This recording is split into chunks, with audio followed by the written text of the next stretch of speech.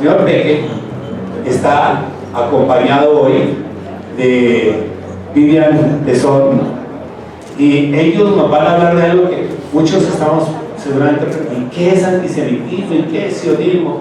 Bueno, Marcos es, además de director, aquí está, mire Marcos, venga acá por favor. Bueno, siempre hay que estar aquí, mire Marcos, porque estás hablando no a los que estamos aquí presentes, Marcos, sino a millones que están allá. Aquí hay una multiplicación, gente que tiene 200,000 y otro poco más de redes, y están enviando, hay muchos, miles que están con él, por eso hay que estar mirando allá. Marcos es un amigo, trabajamos juntos desde hace muchos años en lo que se conoce aquí como la Confederación de Libertad Religiosa, Confederigre. Ahí lo fundamos junto con el pastor Héctor Pardo y Marcos, y ahora hacemos parte de la Mesa Nacional Interreligiosa, donde la preside el doctor Víctor Renals, y ahí estamos católicos, evangélicos, mesiánicos, judíos, musulmanes y todo lo que tiene que ver, y es el doctor Víctor, y ahí estamos con Marcos. Pero Marcos, ante todo, por favor, vamos a pedir que si nos pueden hacer más café, por favor, para poder estar en este tiempo muy atentos. Es magistral como académico, es profesor de varias universidades, pero quiero decir esto: cuando los medios de comunicación quieren conocer la realidad de Israel, del Medio Oriente, siempre a quien llaman es a Marcos Peque. Él tiene un libro, creo que aquí vamos a tener el libro, no sé si ya llegaron los libros, pero había un libro que va a ser entregado a todos, ¿verdad? Vivian, hay un libro que se va a traer seguramente al final de la conferencia o antes, y es muy bueno. También está con él Jaime Rosenthal, sigue por favor Jaime. El doctor Jaime es abogado y ha sido presidente de la Confederación de Comunidades Judías, al igual que ahora el cargo que ocupa Jean-Claude Mesud.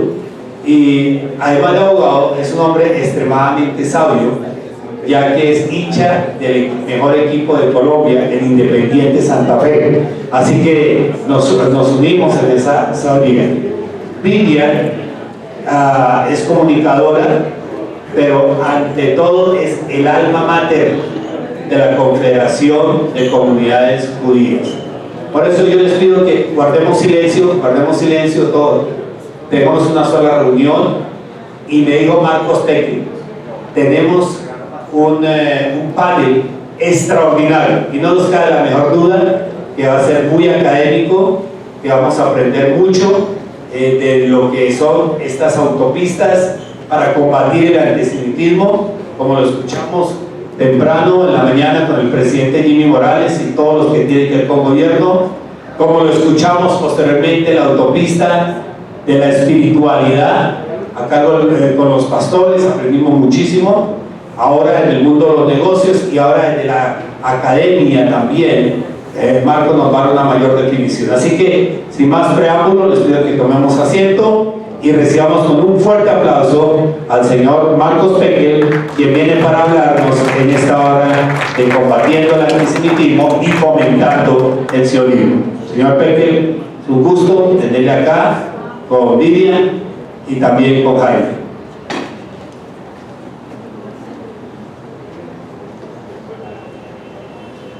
Dicen que está aquí.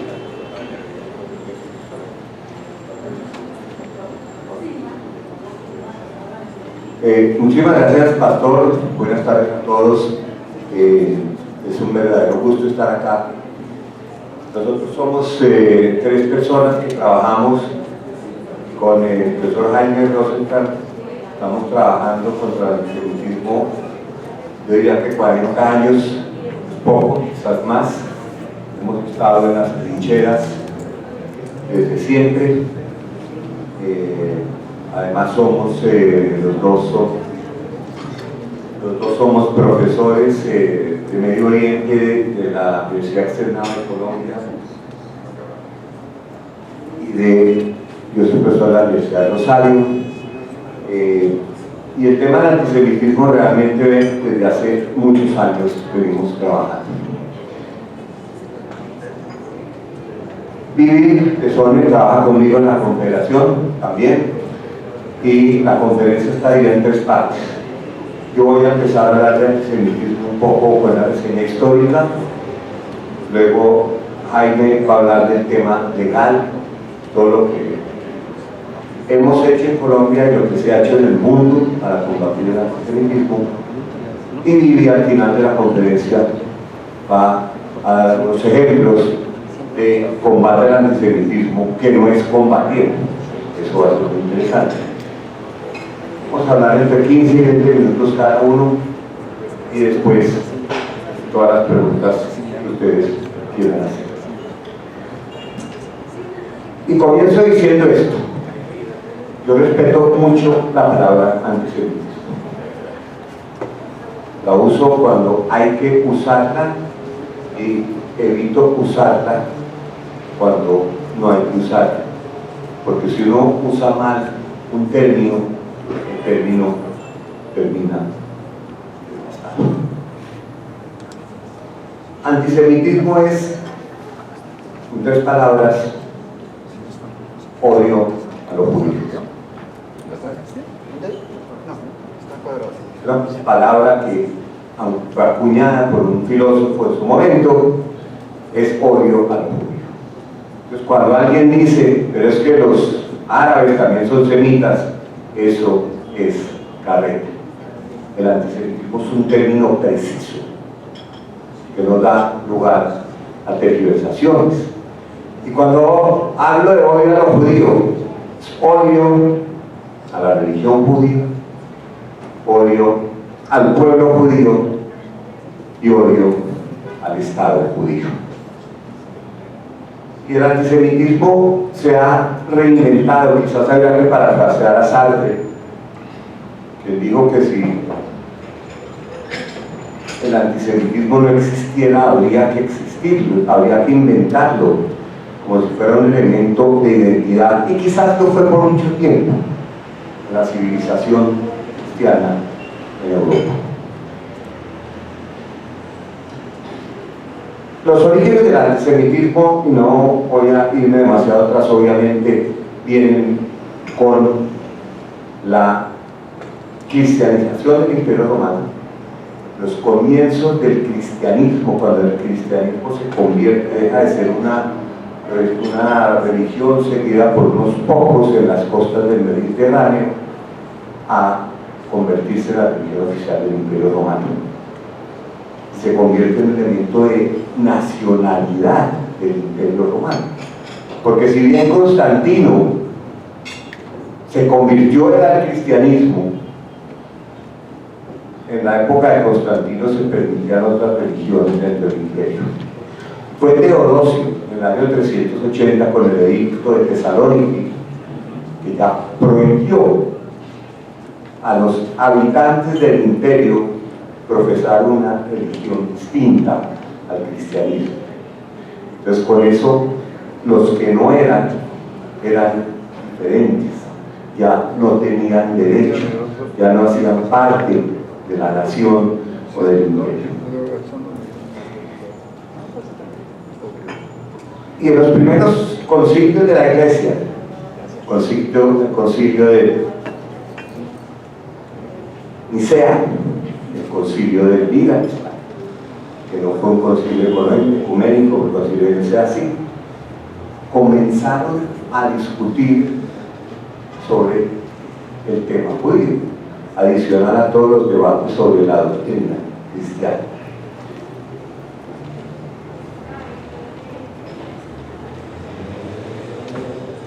Cuando Pablo, en el concilio de Jerusalén en el año 50, establece que para ser cristiano no hay que ser circuncidado, está diciendo que para ser cristiano no viene a ser judío. Y ahí comienza, digamos, esa separación del cristianismo de lo que llamaba Juan Pablo II el hermano mayor. Con esa diferenciación, y en los concilios primeros de Nicea y Elvira comienzan a prohibirle a los cristianos a tener determinado contacto con judíos, ya sea casarse, ya sea tener esclavos, o ya sea relacionarse de ciertas formas.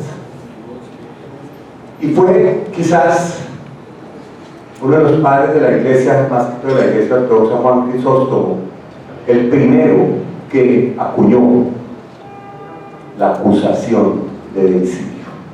Nunca fue una acusación oficial de la iglesia. Nunca los jerarcas de la iglesia católica acusaron a los judíos de deicidio. Pero sí fue una acusación que hizo carrera, porque varios jerarcas de la iglesia sí la usaron, como dicen, quizás Juan Crisóstomo fue el primero. Y esa acusación de deicidio, yo no podría pensar algo peor que ser el asesino de Dios. Empezó a hacer carrera en poblaciones, en esa Europa cristiana, y fue durante la primera cruzada cuando me dijo el Papa Urbano conquistar Tierra Santa. Los cruzados salieron a Tierra Santa, en el camino arrasaron con comunidades judías enteras.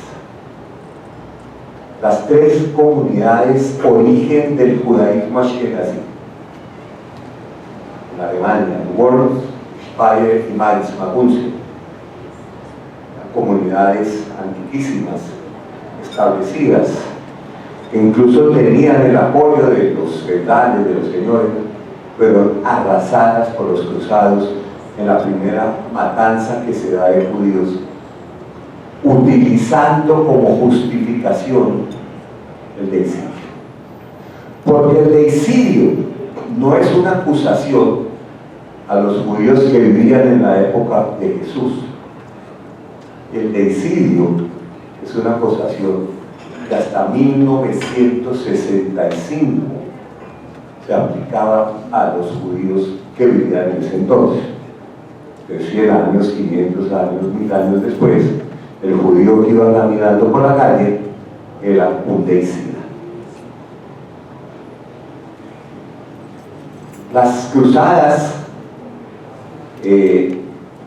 realmente marcaron un hito muy importante en validar la violencia contra las comunidades judías, usando como justificación inicial la acusación de deicidio. Recordemos también que la primera cruzada, además de tener a los judíos como objetivo, a los musulmanes en Tierra Santa, para recuperar Tierra Santa, arrasaron con Constantinopla, porque la primera cruzada fue pocos años después, el primer gran cisma de la iglesia, por ahí un siglo y medio después, el primer gran cisma de la iglesia, cuando nace la iglesia ortodoxa, y los cruzados querían acabar con ese cisma y destruir Constantinopla.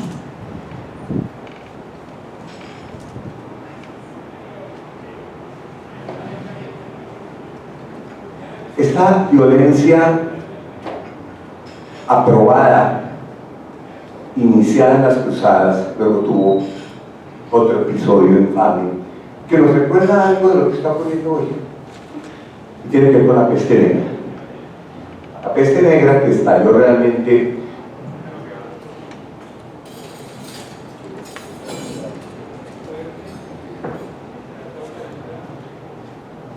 la peste negra que estalló o llegó a Italia, quizás con barcos que venían del Mar Negro llenos de ratas,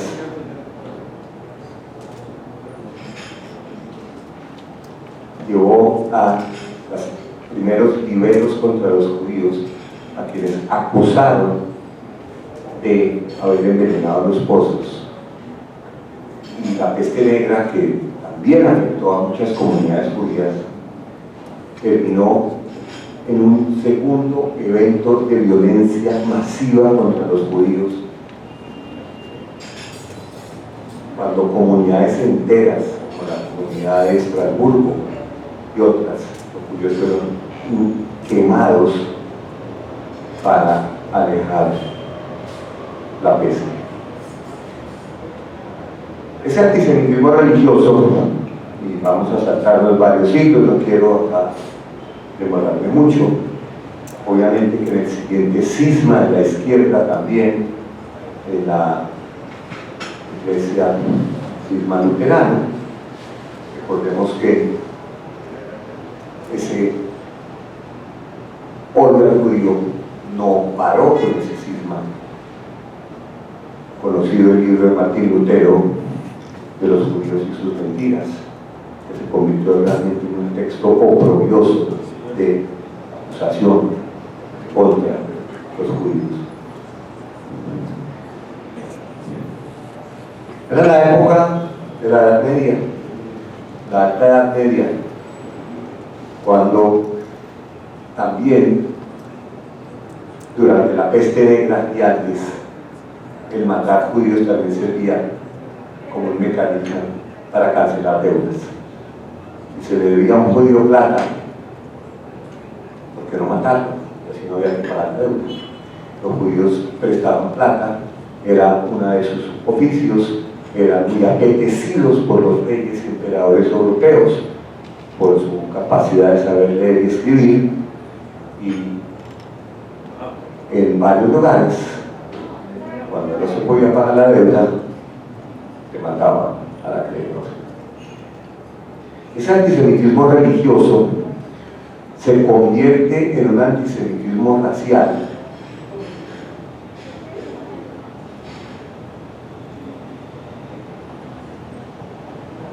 Saltándome ya un buen tramo, quizás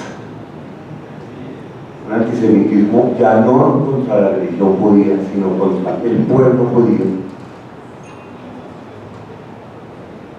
cuando los nazis definen judío no por aquellos que practican la fe judía, porque cuando la persecución era religiosa, los judíos podían tener la opción de convertirse. No siempre, pero muchos que lo hicieron, así se salvaron. Ya el antisemitismo racial, en que no se define judío como aquel que profesa la fe, sino como aquel descendiente de un abuelo, cualquiera de los 4 abuelos judíos, ya el antisemitismo adquiere otra forma, la forma de persecución a un pueblo, no por su religión, sino por su origen.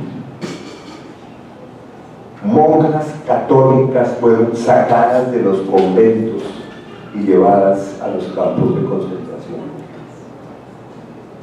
Recuerdo a Edith Stein,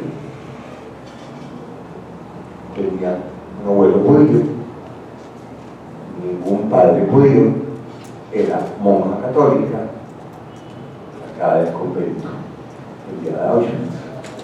Entonces acá hay otra forma de definir a los judíos con base en un origen que ni siquiera es racial, un origen genético.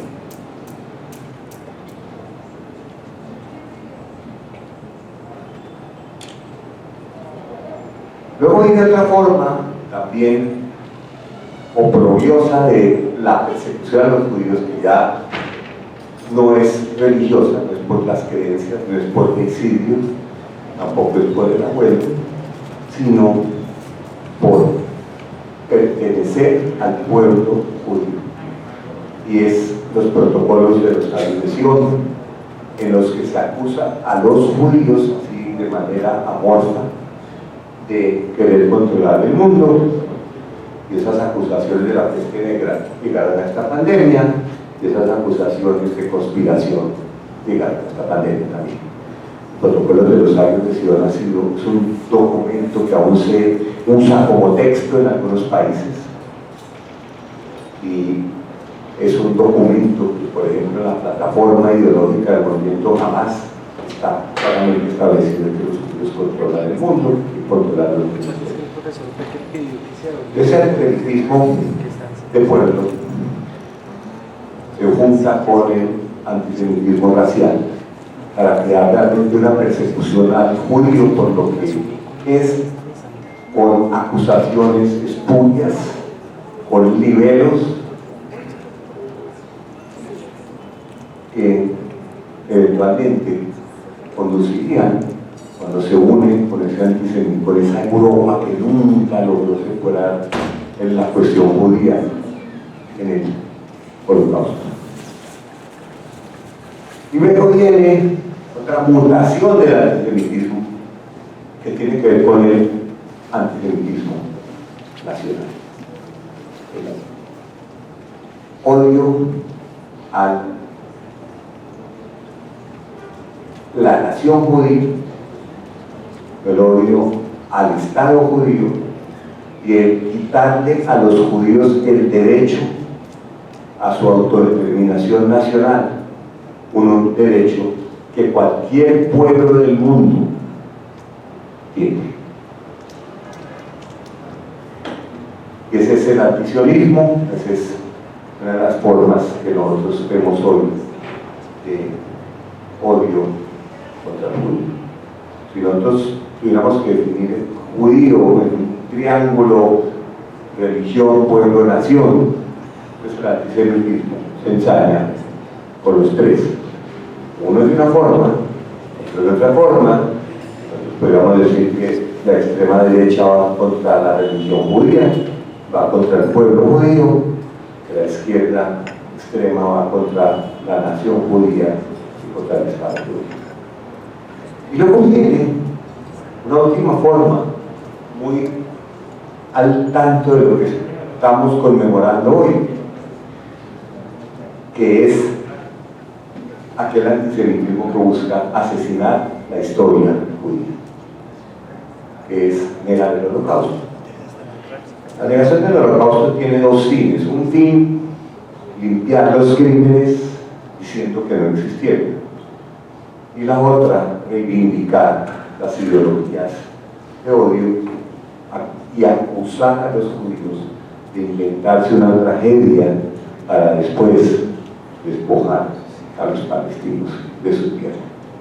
Es como vemos, el antisemitismo ha mutado a través de la historia de muchas formas, en parte al igual que las transformaciones que ha sufrido, que ha tenido el pueblo judío, de un comienzo muy dentro de la fe y la liturgia religiosa, a un pueblo que en el siglo XVIII se emancipó, se convirtió en un pueblo muy variado, con muchísima variedad, con muchísimas tendencias, con muchísimas corrientes, a la creación del Estado de Israel como un episodio que da origen a otro tipo de antisemitismo, que es quizás el que más sufrimos hoy.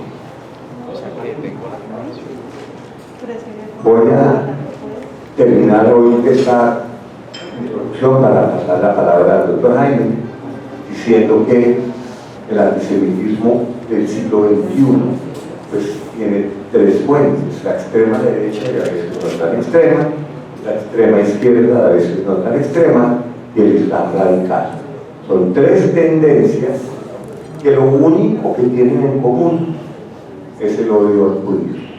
La extrema derecha normalmente, lo que estamos viendo ahora en este momento con principalmente el tema de la pandemia, acusando a los judíos de inventarse el virus, de inventarse las vacunas, de enriquecerse con eso, son teorías muy viejas que se han transformado. La izquierda, que no ha podido aceptar no ha podido congraciarse con el derecho de los judíos a su Estado. Esto no se trata de defender los derechos de los palestinos, se trata de no aceptar el derecho nacional de todo el judío. Y el Islam radical, que junta teorías incluso de las más escrituras islámicas que no son antijudías, pero sí tienen al judío en un puesto distinto como dinis, como ciudadanos de segunda, unido a una ideología que acepta los protocolos de los sabios de Sion, y de ahí surge que el Islam radical, la extrema derecha y la extrema izquierda, son las fuentes principales de antisemitismo de hoy. Obviamente tenemos el caso de un Estado que promueve el antisemitismo activamente, como Irán, que votó, que ni siquiera pudo votar porque no ha pagado sus cuotas en Naciones Unidas, pero rechazó la resolución de Naciones Unidas de esta semana, adoptada por consenso, que condena la negación del holocausto y exige el estudio del holocausto en las escuelas. Tenemos el caso del movimiento BDS, que busca el boicot a Israel, que el boicot a Israel, al boicot a los judíos, es solo un paso y también constituye una de las expresiones de antisemitismo. Yo con eso termino, para darle la palabra al doctor Jaime. Muchísimas gracias.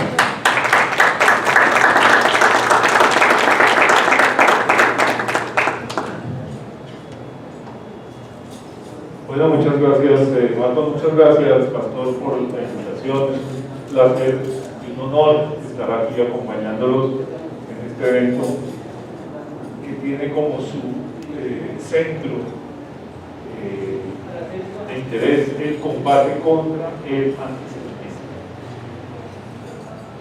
Yo quiero, de pronto porque soy abogado, me concentré en un análisis de lo que es el combate al antisemitismo desde una perspectiva legal, pero es muy adecuado.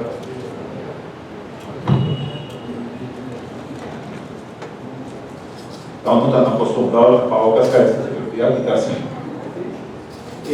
Desde una perspectiva eminentemente legal. ¿Y por qué una perspectiva legal?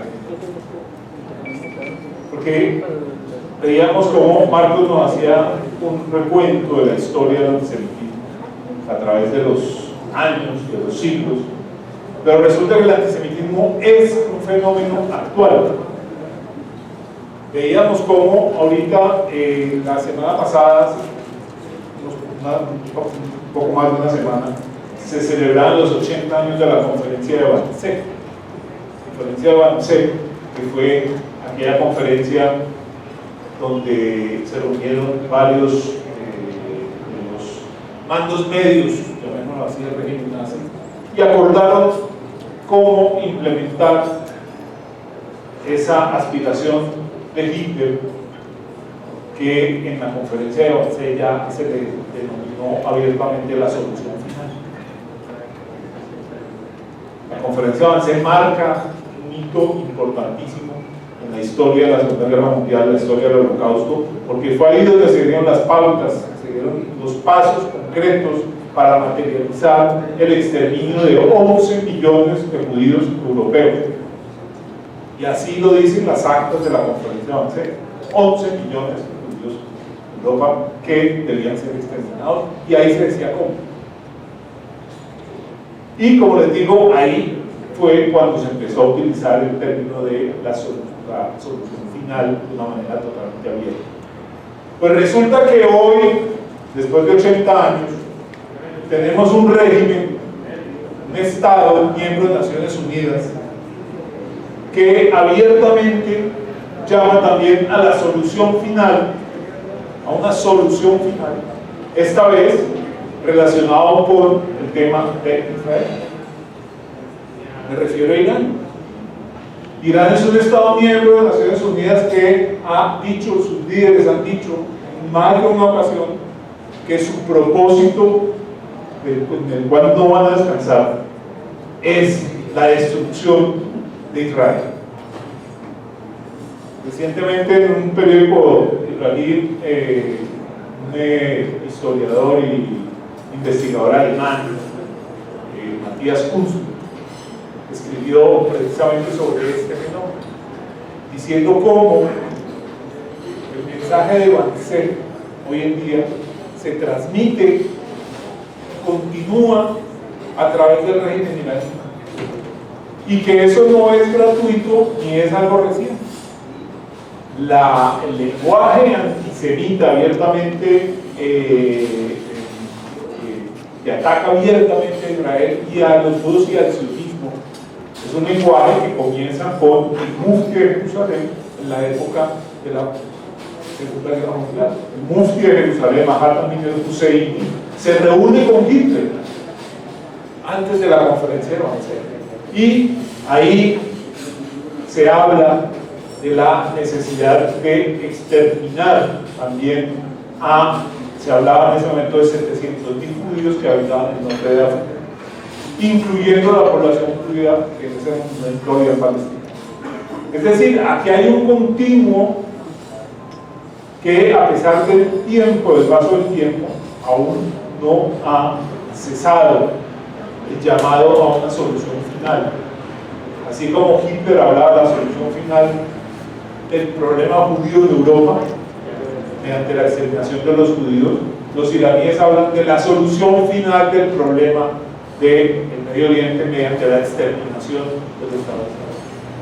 Entonces, este es un lenguaje que a través de los años se sigue utilizando y sigue apareciendo. ¿Y cómo combatirlo? ¿Cómo combatir esas expresiones abiertas de odio? En el derecho internacional y en la Carta de Naciones Unidas, a un Estado no le está permitido hacer ese tipo de manifestaciones y ese tipo de amenazas contra otro Estado miembro de Naciones Unidas. Sin embargo, eso sucede y nadie dice nada.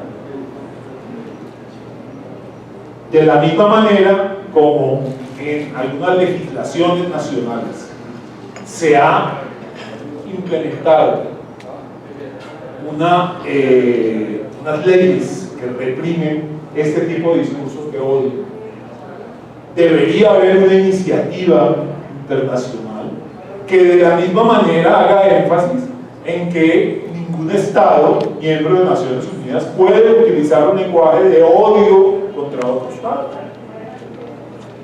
Ningún Estado puede hacer un llamado a la destrucción de otro Estado. Entonces esa es una dimensión del problema desde el punto de vista legal, esta vez pues, un poco relacionada con el derecho internacional.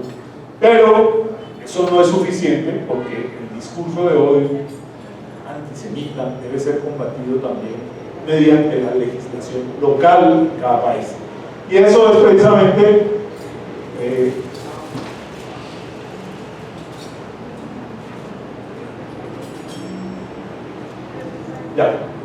y eso es precisamente